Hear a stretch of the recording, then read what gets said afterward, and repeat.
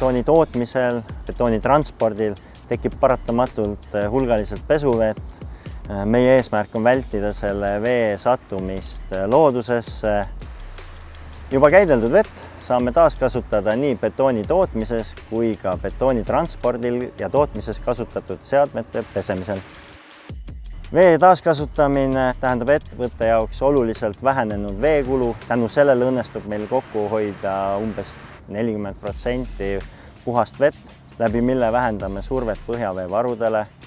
Teisalt annab see ka eelise lõpptootele, näiteks talvisel ajal kiirenevad tardumise ja kivinemise protsessid, läbi mille siis võidab ka ehitaja ehitustempos. Objektist tagastuva betooni saame ära kasutada iselukustuvate betoonplokkide valmistamiseks ning recycling-süsteemist tagastuva materjali kasutame uuesti betooni tootmises.